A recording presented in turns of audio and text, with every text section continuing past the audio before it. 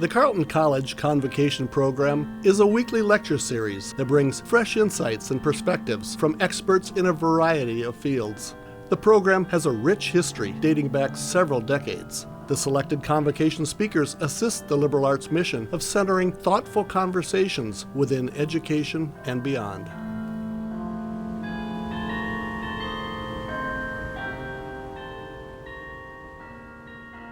Hello, everyone. Hi.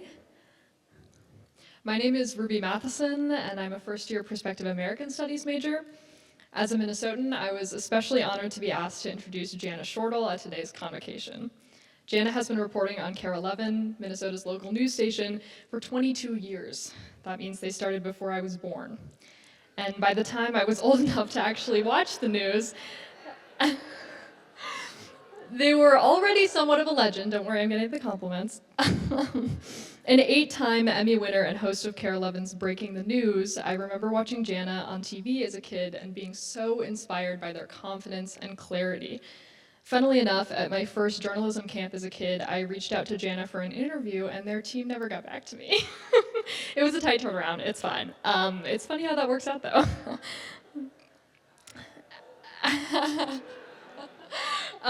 As a queer kid growing up in Minneapolis, though, Jana also inspired so many of us as an openly lesbian, gender nonconforming journalist. They stand for bravery and honesty, not to mention being somewhat of a fashion icon, in my opinion.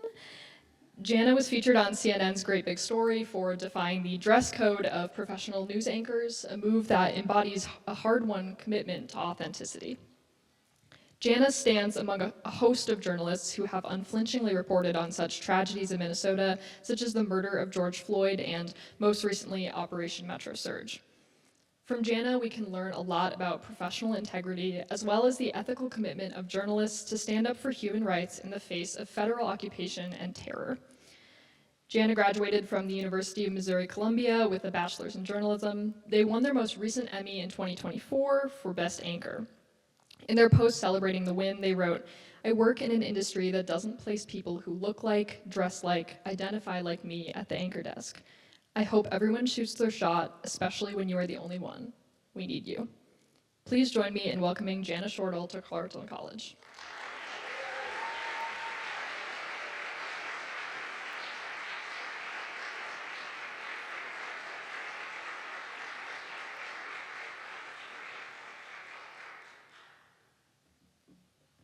Best intro ever. Thank you. That was very kind. Hi, my name is Jana Shortal. You now know way too much about me. And so we can get into the topic at hand. Everybody can hear me okay? All right. So I have not publicly talked about the work that myself, my team, and my community did during Operation Metro Surge. It still feels like it just happened, even though I know it's starting to grow distant in the minds of the national media in a country that has different tragedies happening every single day. But I wanted to talk to you about the surge because I think it's what I get asked most about now, as everybody tries to make sense of something that didn't make sense. I'm going to focus on 19 days in January because while it started to really pick up in December, nothing in my career prepared me for the 19 days in January. I mean that as a human being. I mean that as a proud resident of South Minneapolis. I mean that as a journalist. It was a constant surge of events from morning until night. And if you got some sleep, you woke up in the morning to find out what happened overnight. There were so many federal agents in our Twin Cities, and there was so much chaos that was going along with it that it was hard to tell truth from fiction. And we had a hard time when we asked people who should be accountable for telling us the difference of what was real and what wasn't, getting any answers for you, the general public. And that's a terrible feeling as a journalist, that you can't get the answers. You won't be told. It's under seal. So let's talk about 19 days in January. On the morning of January 7th, At 9:58 a.m., I was doing what I do every weekday morning at that time and was just doing this morning. I was in my editorial call, and I got this text message. Someone was shot in her car by ICE. Me. What, who, where? Today? They were an observer right now. Where? 33 in Portland. I live 4 blocks from there. I had still had my sweatsuit on. I put on snow pants, anything I could find, and just got in my car and started driving. Because this text came from someone that was there, I was there about 2 minutes after Renee Good was shot and killed. When I arrived that morning, probably by 10:02 a.m., also remember these are all occurring in January. It is so cold. You have, and this is Portland Avenue in South Minneapolis. For those not familiar, Portland is a very, very busy street. So you have a woman that's killed, her car is still running.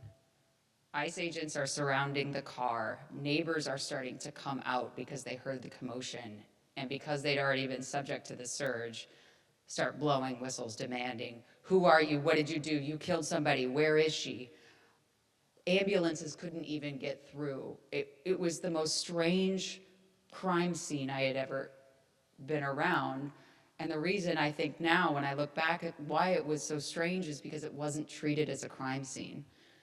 I've done this for almost 30 years. When there is a crime or a person is shot by an authority, there is tape that goes up, ambulances get let through, there's cooperation and order. This had no order. There was no one helping anyone. It was just agents after agents all walking around, looking around, pointing guns at the people that were coming out of their house. I'm trying to ascertain the situation because no other journalists are really there yet, and I'm in basically my pajamas and my snowsuit. I'm able to get about this close. This is Renee Good's car. After Renee was shot and killed, her car drove into a light post where it remained for a significant amount of time that morning.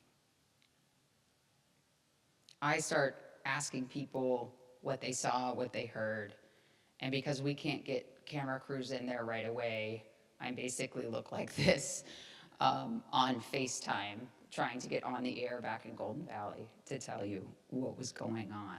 And I share this not as a joke like, oh, I didn't do my hair that day, even though that's the subject of a lot of people's ridicule. It is just to give you the urgency of it.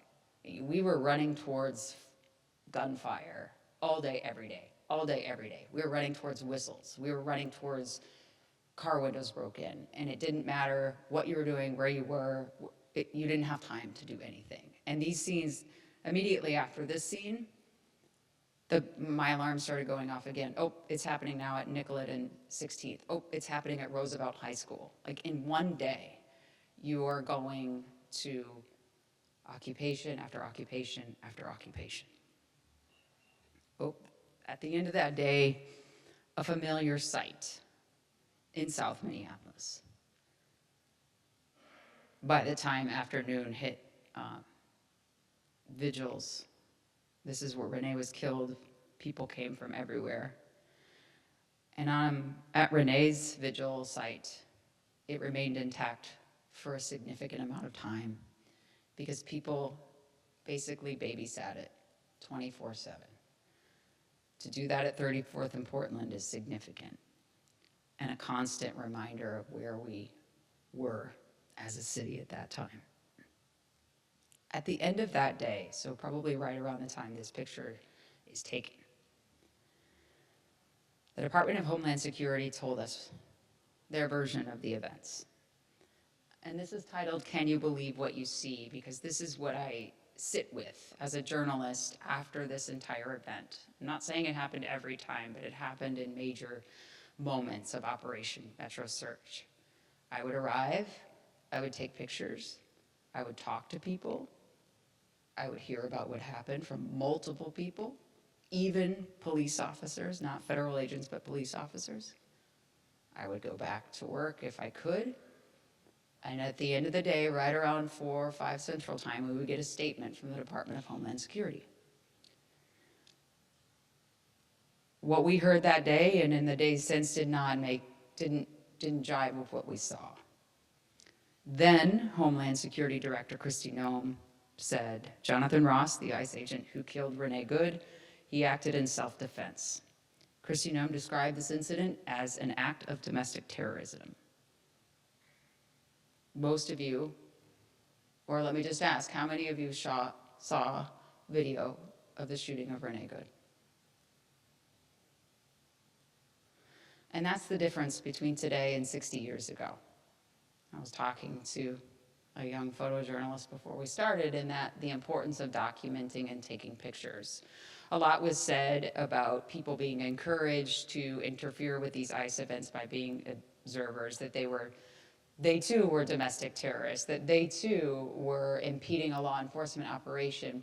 But if I can stress to you anything, you have a First Amendment constitutional right to observe activity and to record that activity.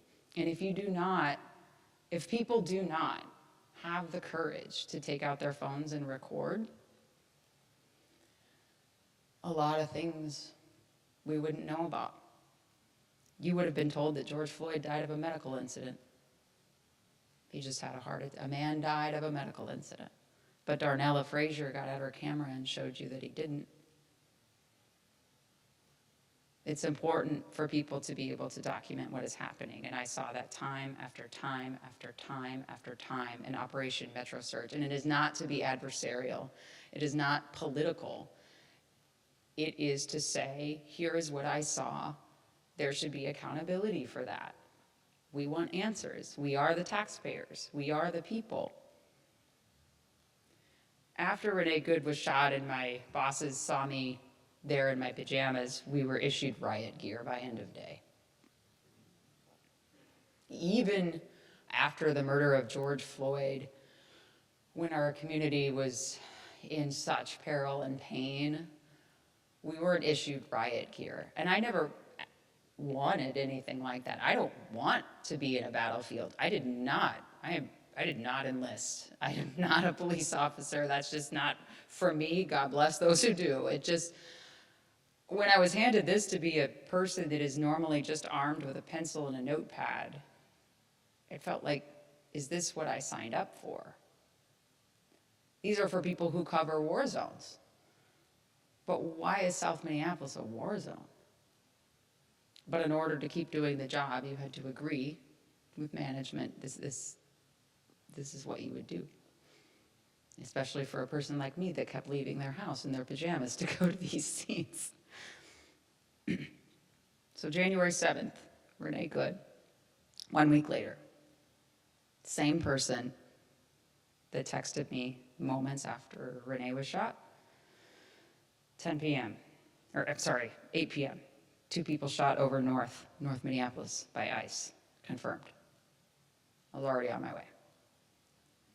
That night, 2 gentlemen were being chased on the highway. They drove their car all the way to the apartment they were living in North Minneapolis. They tried to run inside. One of them was shot in the leg. We were told that night that these 2 men were evading capture of ICE, and that when ICE caught up with this man that they shot, their friend started beating the crap out of them with snow shovels and brooms. After the shooting happened in North that night, it got really, really ugly and chaotic. This was one of the more dangerous nights where the police chief actually said, I think this city's gonna blow. People were angry, and a visceral anger and hurt and pain and confusion that I hadn't seen since the murder of George Floyd. I want to say something in this picture that's going to come up in the next one too. By January 14th, so 7 days after Renee Good was killed, the Border Patrol and federal agents who were with them, ICE, what have you, started deploying a significant amount of tear gas and chemical irritants. Just kind of like there was a buffet of them at all times. I've done this for 30 years in different cities, Minneapolis, Kansas City, Washington, D.C. Police, more often than not, especially in modern time, they don't use this a ton.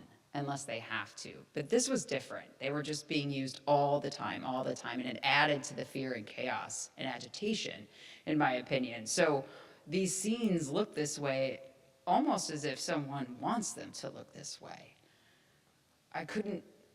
There was no other explanation, because tear gas would be thrown and smoke bombs would be thrown at people behind lines. That makes no sense. But think about that. If you think back of the things that you saw, like, why was it that way? I don't have a good answer for you. So I told you the story that we were told, right? Beaten with a shovel, evading capture. ICE has said in the last 2 months that the agents that said that that's what happened, they lied. It was all made up. They were never attacked. They just started shooting.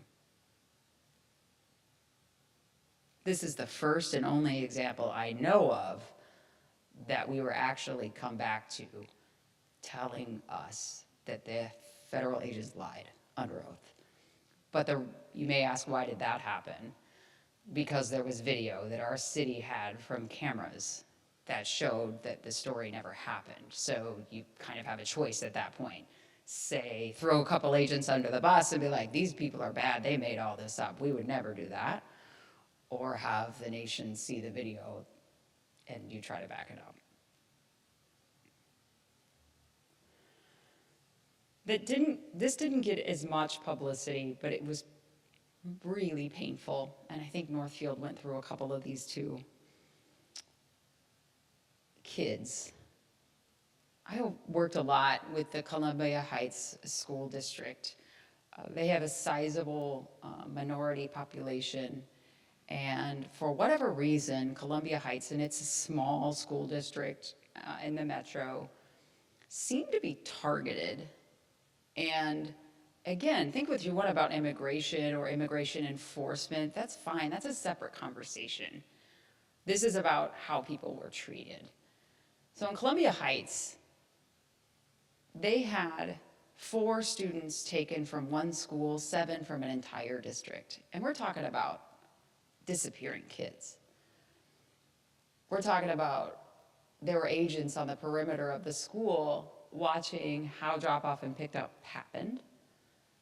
We're talking about bus stops, and that's why you saw so many bus volunteers, and I still see them to this day in South Minneapolis. They're a stoic bunch, still going for it. And Columbia Heights really got on the radar of the nation because of Liam. If you don't know Liam's story, Liam Ramos, 5 years old, he was going home. His father had picked him up, and ICE was there to detain, and from what they say, that their father. Liam's picture, his image, you could study it in a college course about photography of what does that image show you. I have a 4.5-year-old, he's 5. I see a little kid looking like with a 1,000-yard stare. And when the world saw this picture, they're like, no, we can't be detaining kids. But the story of that district and the story of so many kids in our twin cities that went to digital learning, Columbia Heights had about 40% of his students just go back to online. Some of them have not come back. Some of them, they don't even know where they are to this day. The trauma, I've been back to Columbia Heights since Liam is back in school now, but his family is facing immediate deportation, even though they have an active asylum claim. The trauma is significant. You can't make loud noises at school. They don't want people coming around corners. No darkness, it has to be light all of the time. Because for the students that were there in detention, in the Dilley detention facility, the lights were always on even when they slept. So they keep the lights on at all times.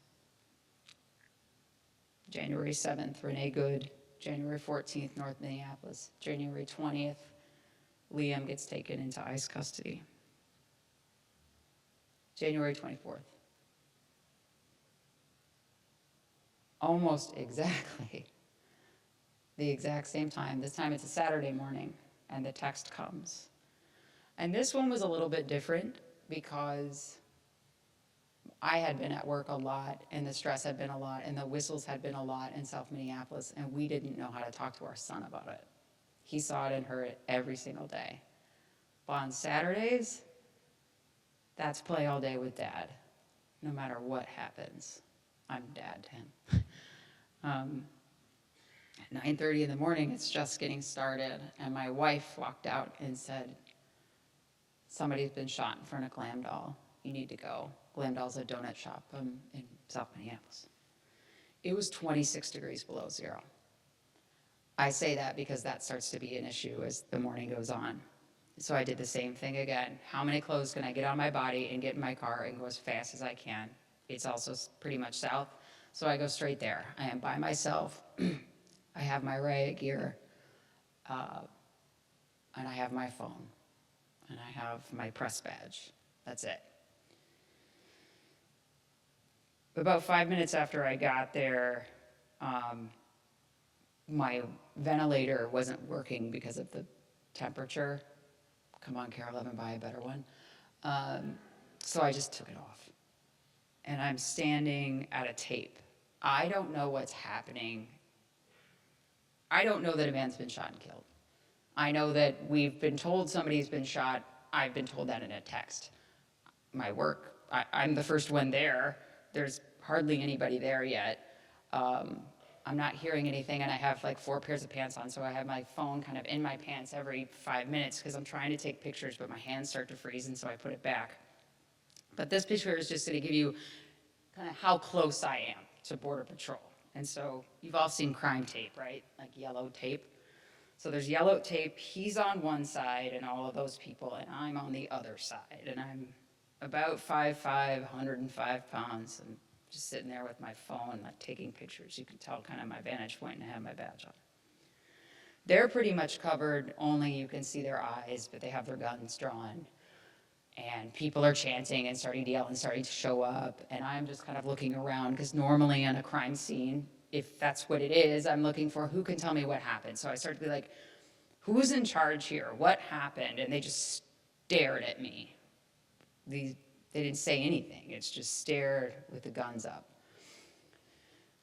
It felt like 4 hours because it was so cold, but it was probably 10 minutes until they start moving through the line. That's me. And he starts pushing me. And I'm like, why are you pushing me? I'm behind the line. They just start going through. I kind of got my feet back up, and then he pushed me again. And you can see in the middle is my press badge. I'm identified as press.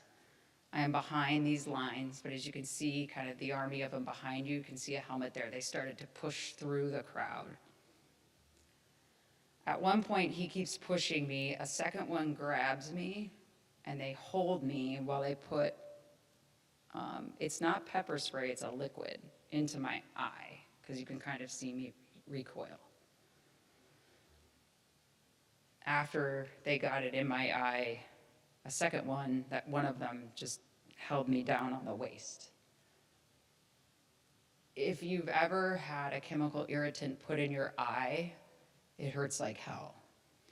If you have it placed in your eye as a liquid and it's 26 degrees below zero, it will freeze into your eye and you will need help fast.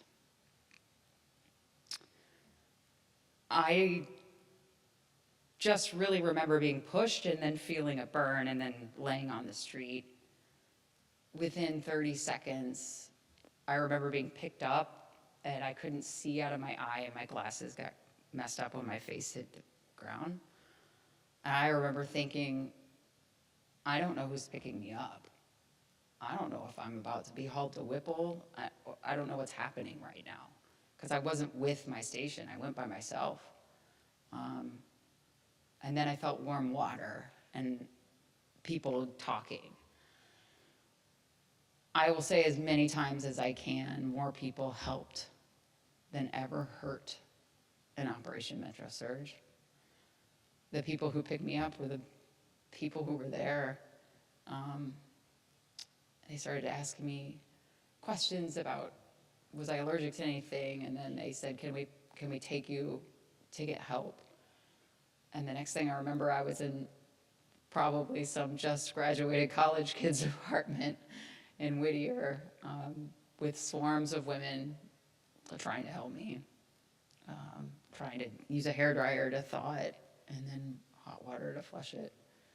I was in that bathtub right next to where the shooting had happened. And again, we still don't know that Alex Pretti has been shot and killed.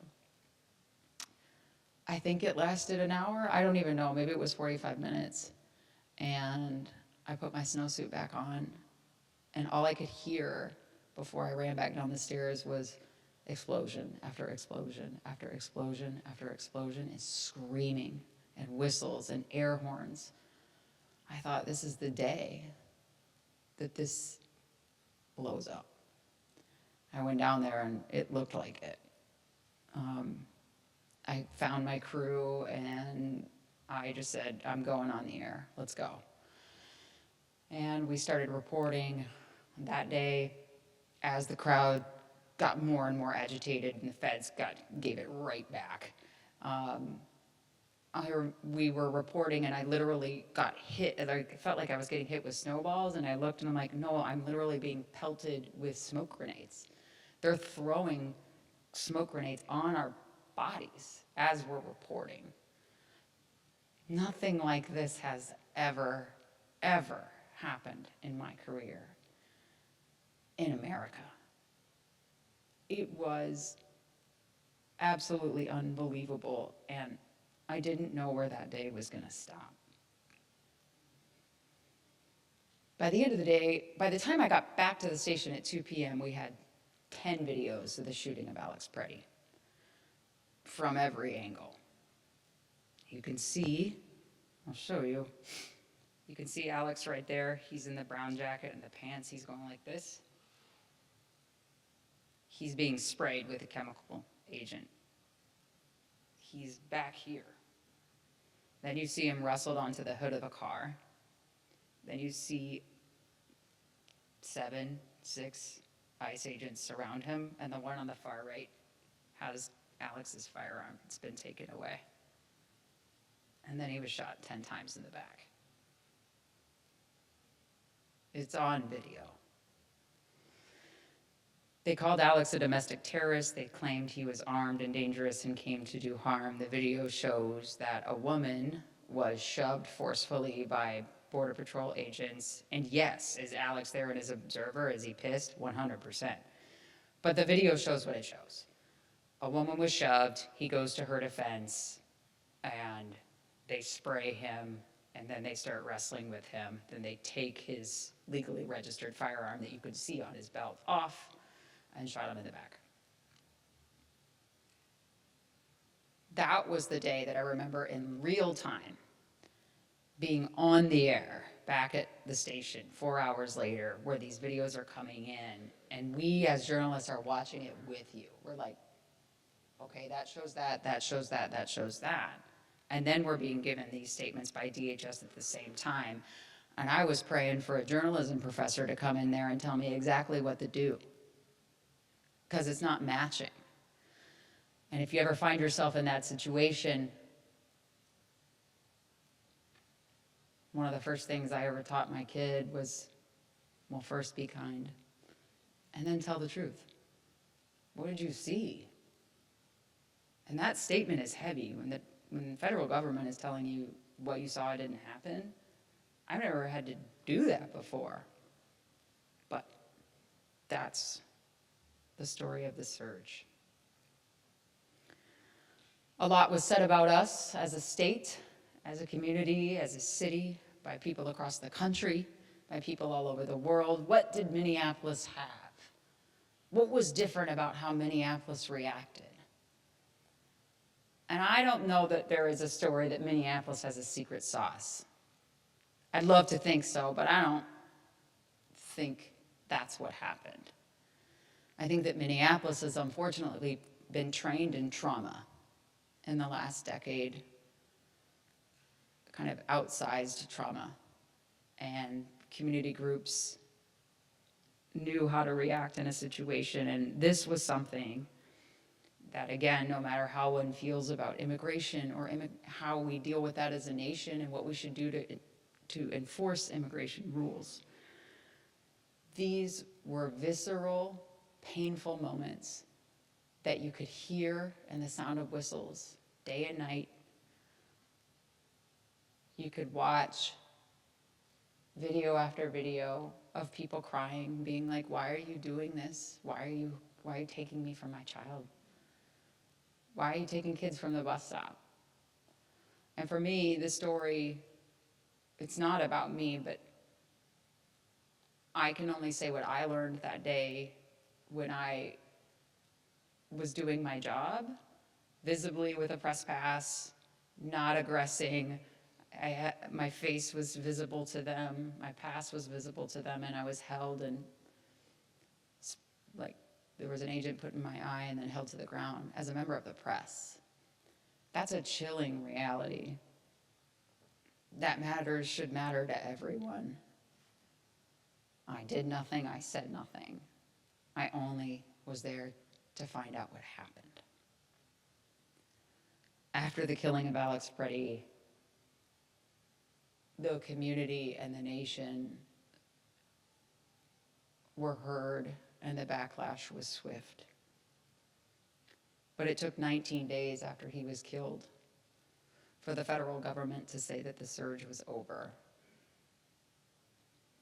But in a lot of ways, I don't know that it ever is going to be over in terms of what people are dealing with their own stress, both in my newsroom, in our communities. And once something happens, the idea is planted in your head that it can happen again. The impossible becomes possible. And what do we do with that? How do we talk about that that isn't about sides and blame? Like, how do we talk about that as the people is the question that I want to wrestle with as a journalist as we move forward. And now, I will take any questions that you have, and I will pick people if they don't have them. I'm just kidding. She will. And honestly, thank you. You can ask me anything you want. It doesn't have to be about the surge. It can be about the job. It can be about journalism. It can be about anything you want. Very good. Thank you very much, Jana. That was moving and powerful. And we're going to get to the Q&A. Oh, and we're already started. This is excellent. Just to mention, as far as the Convocation lunch goes, if you haven't spoken to me or RSVP'd, we are full. So I'm sorry it is closed for today. But let's start with the Q&A. Thank you. Thank you so much for sharing your story, this very vulnerable story. Thank you. I just have a question about Alex Pretti's. I'm curious. This is a safe space, and I'm curious as a journalist about your opinion. Do you think Alex Pretti's shooting was targeted? Maybe you've seen the videos. If maybe the ICE officers recognized him from a previous recognition of seen before. Did you think that they knew that he had a gun on him? You know what I'm referring to? Yeah. The question is about things that have been talked about. Was Alex targeted because maybe several days, but Alex had been observing for some time, and Alex had observed about a week prior, and things got heated, and he kicked the back of a federal agent's SUV or something like that. And so, yes, was Alex targeted?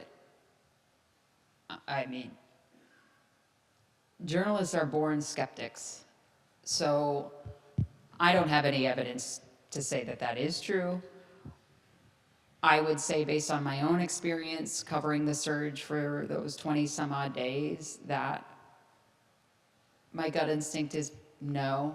It was so chaotic that it didn't seem planned out, or there was just, you basically had a permission slip to do whatever you wanted and or needed from Greg Bovino, who's since been dismissed as Christine Home, to do whatever you wanted.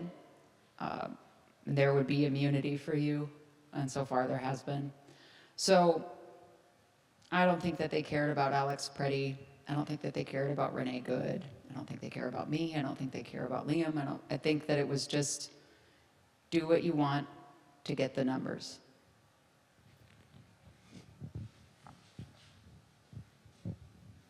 Hi, Jana. Hi.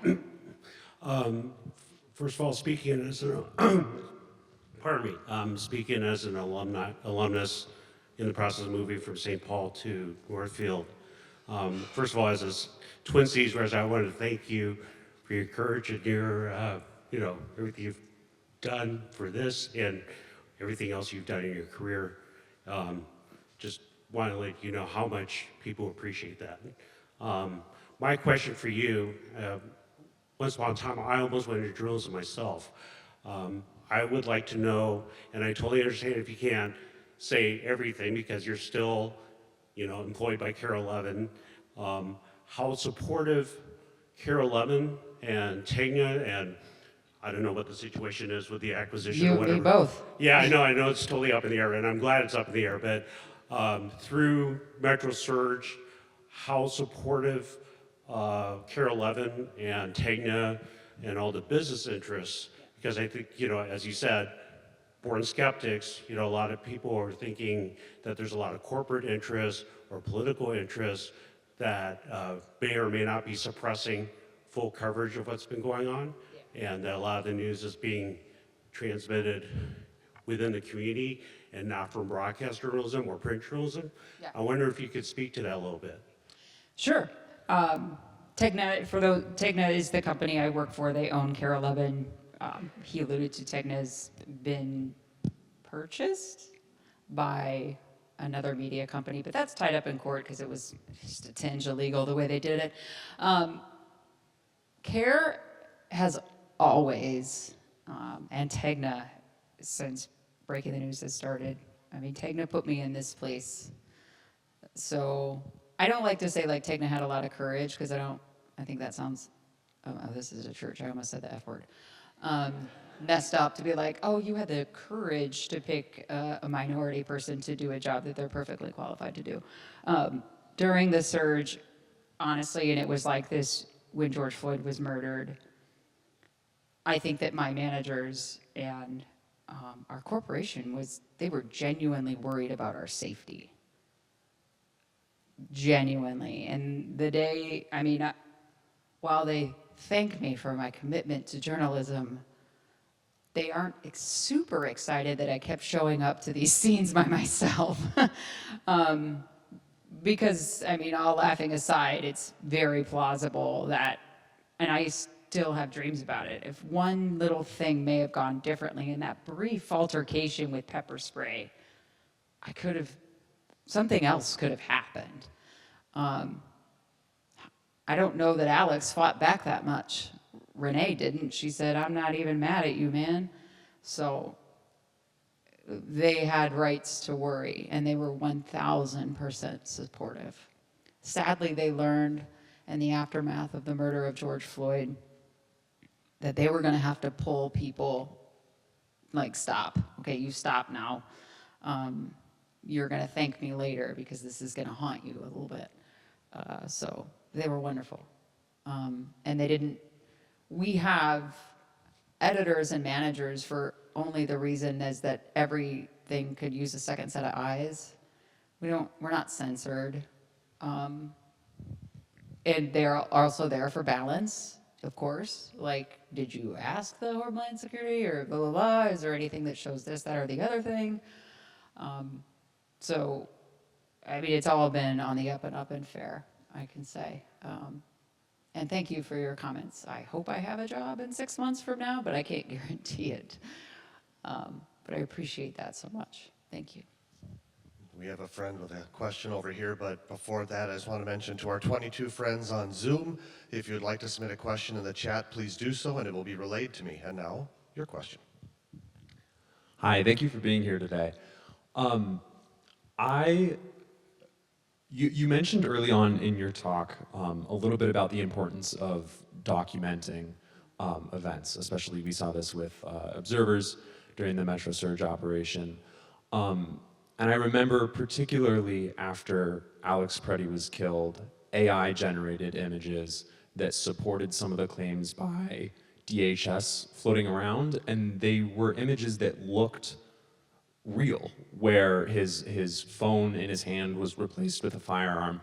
And I was wondering if you could talk a little bit about the role that journalism might be playing going forward, where it's not as simple as just documenting what's happening, but also trying to figure out what documentation out there is really real. That's an incredibly good question. For better or for worse, before the killing of Alex Pretti, we've been pretty seasoned now with enough examples, pretty petty and banal examples of AI being used to change a narrative. So by the time we got there, we knew that picture, we had actual footage that we could verify. So we don't air anything if we don't know who it came from. And we also put it through an AI test, much like maybe your professors do. My wife is a professor, so I know they have these, like, did this come from AI? And they're pretty foolproof. And if you find an image that is like, that's weird, why am I only seeing this one image? And who's it being shared by? And what is being said about it? We had enough video from the scene to be able to disprove that. But when there's only one image of something, you should always be skeptical of every image. I cannot put an image on TV if I don't know who it came from and I can't back up that person is real. Because even if I get it from, Johnny Pops 1, 2, 3, well, who the hell is that? But it's a very real and constant another layer of checks that we have to go through. It really started, less than AI, but more in social media repurposing of images. So you've seen this a lot, right? Whatever message they're trying to get across, it'll show we saw it a lot during Metro Surge, oh, here's what this looks like right now. And it's like, that's actually an image from 3 years ago at a different shooting. And you're trying to say that people are fighting police officers when that's not even where that image comes from. So it's been helpful to fact check and dates and such, and then origins of location. But it is a daily constant battle. Even as I was coming here today, we were on a phone call about judging for the national Emmys, and you have to sign a new form disclosing if you used any AI help with your script writing or in your imagery, because you could just be DQ'd.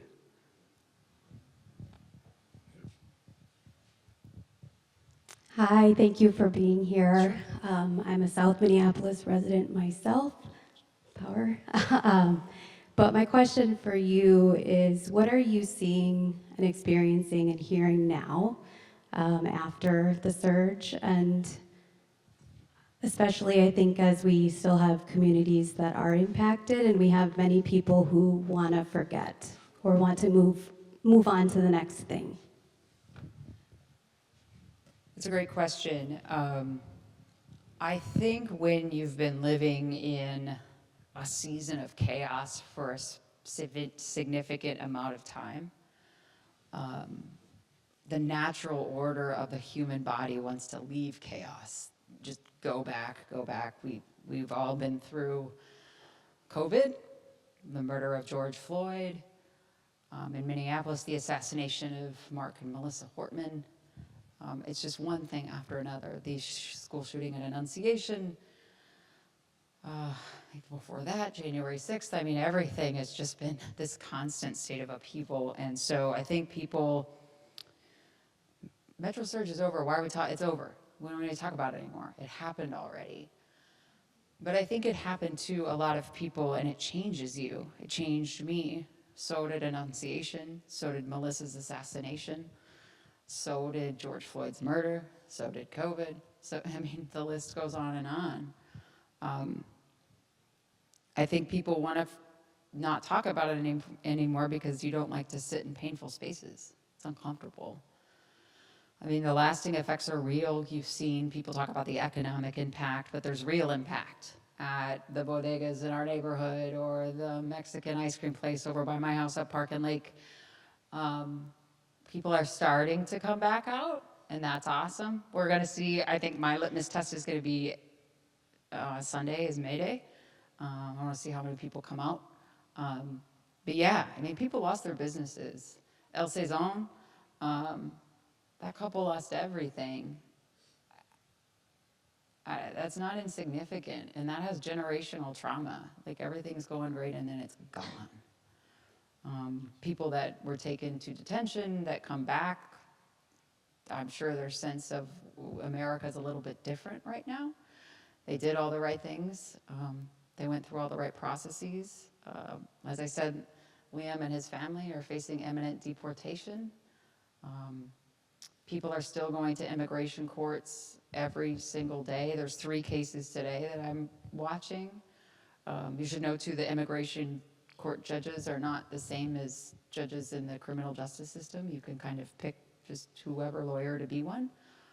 So those can be somewhat partisan, which is a problem, and they're also done in secret.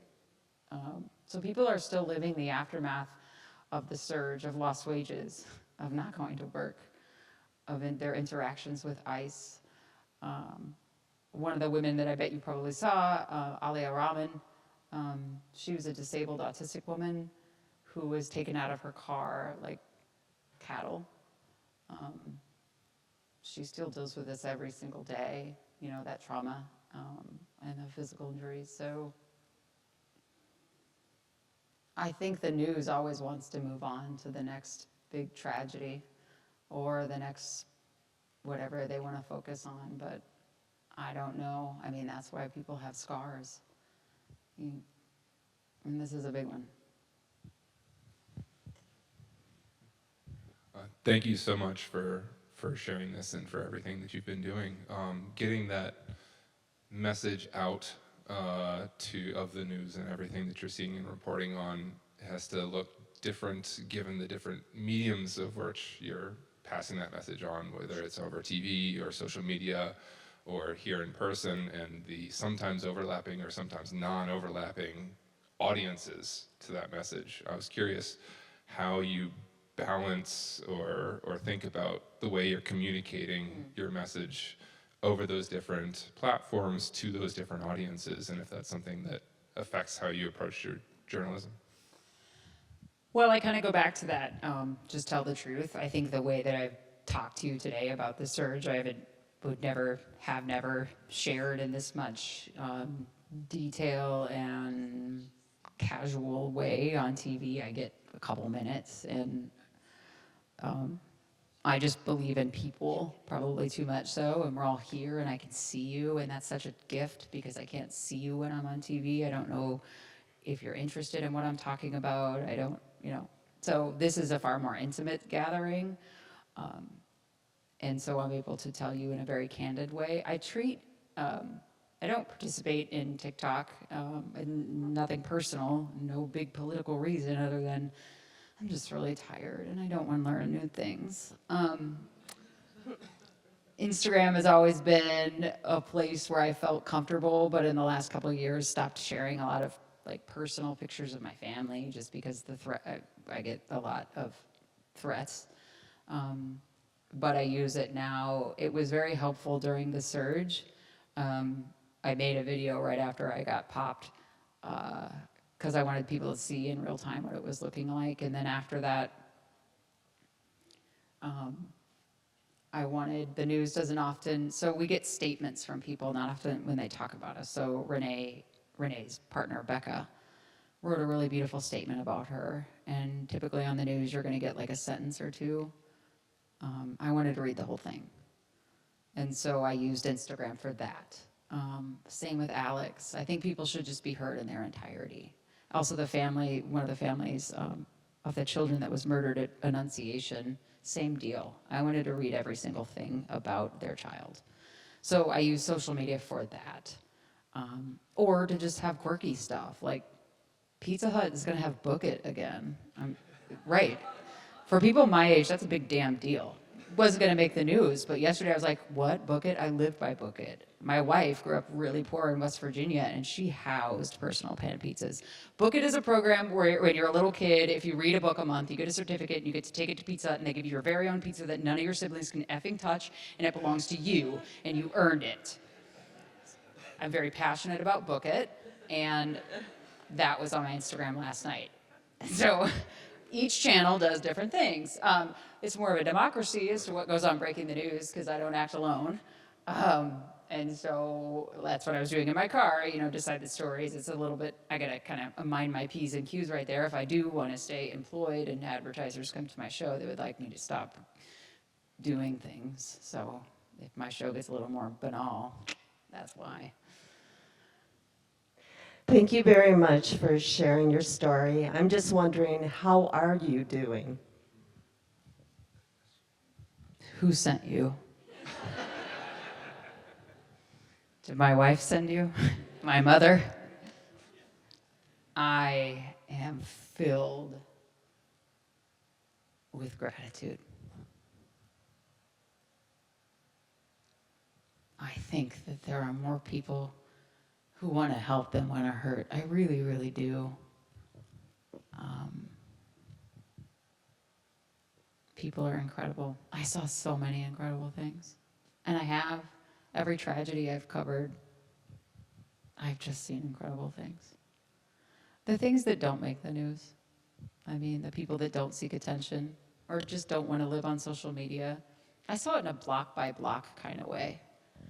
I was telling Scott, where I live on the south side, and this is my neighbors across the street, renters, 4 or 5 people, a couple of them I didn't know, nor do I care, were undocumented. They work in construction, they leave every morning at 5 o'clock. Real nice. When the whistles were getting real hot and that house had been targeted a couple times, a couple of the neighbors, we got Post-it notes in our mailboxes, just saying, if you can cook a lasagna, drop it at Liz's house at 6:20, and then Liz will walk it to the alley. Just make a lasagna for people. Food isn't a weapon. I've never met those guys other than they wave at me and my kid when we were riding our bikes, super nice. But we started to have to meet basic needs of people. And I didn't take that note, nor did anybody on my street, and I have no idea who they voted for. It wasn't about that anymore. It's like, hey, our neighbors are starving and they can't leave their house. Nobody went hungry, and everybody's rent got paid. All right, I'm going to jump in with a question then. You said we could ask anything. What is your best favorite independent coffee shop in Minneapolis? What? I said that we weren't going to choose sides. Modern times. Thank you. And we have a question. We have a real question right here. Hi, thank you so much. As Ruby said, you're somebody that those of us queer kids growing up can look up to and really appreciate. And you're one of the first people that we've seen who reflect us in some ways on big media. Who are some of the people that you've looked up to in your path? Honestly, when I meet folks like y'all, I am just so excited that it's different now. I didn't look like this when I was your age. I was too scared. And so, for me, I didn't have a bunch. Or any, really. The way I grew up is if you look different, and especially there were no gay people in my town, which is a remarkable record. Someone should study that. It's quite something, not a one. So when I come home, it's pride because I'm the only one ever. It's really quite something. We had in middle school PE, one of the games that we played that the teacher started was Smear the Queer. So I just learned early that to be safe, I had to be somebody else. Until I couldn't anymore, and that wasn't that long ago.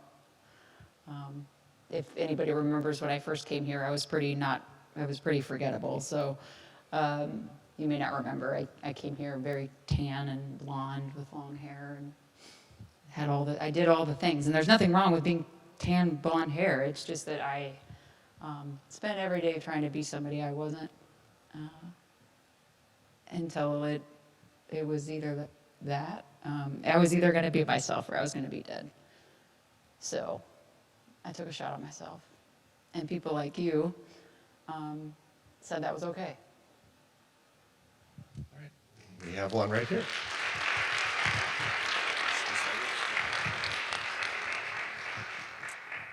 Hi. I'm going to change the subject to me, but you said that you didn't think there was any particular special sauce for Minneapolis and how it reacted. But if there were to be one, I have two questions. If there were, do you think that Minneapolis's particular commitment to local journalism was something that helped people respond the way they did? And my second follow-up question is, do you feel like since the surge there's been a change in commitment and engagement with local journalism in Minneapolis or in the Twin Cities or nationally? That's a great question. I mean, I am not a native of Minneapolis or Minnesota, but I will say, as you know, now an almost 25-year transplant, it has a robust and evidenced here in Northfield, like a particularly engaged public. Like people are plugged in and they give a damn.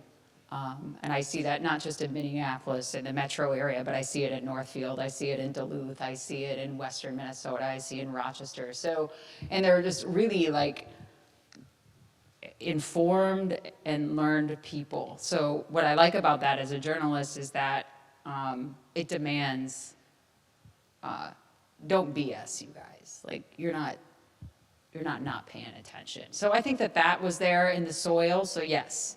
Highest voter engagement in the country, so yes, people are invested. I also think that because of that, it is a place where people come to that are in my line of work, and they don't necessarily do mainstream, but we do have like a robust public radio system. I think NPR crushed it during Metro Surge. They did a fantastic job. And then we have, TV news, but we have papers, college papers. The Minnesota Daily was able to cover the surge from the university perspective. And then we have amazing independents. The Minnesota Reformer, the Sahan Journal, the Black Press. Everybody was out, and everybody had a camera. And so the access to information was everywhere. You had it and you could see it. And why I say, part of the reason that I have such gratitude is that I really do believe that more people do the right thing and believe in the right thing. And I think we're seeing in some of the national polling and responses to Operation Metro Surge, it didn't end because it was over. It ended because it looked terrible for the people that were authorizing it, because many people were like, I didn't sign up for that. I signed up for immigration enforcement and border control or border security. I didn't sign up for the mistreatment of citizens. And remember, a lot of people that were taken were US citizens. Nobody signed up for inhumane treatment. And I think that when confronted with that, Minneapolis, the state, the country said, no. But I do think that we have a robust press and a robust, engaged public. And on that pretty much brings us to time. Thank you so much, Jana, for joining us today. And thank you all as well. We'll see you next week.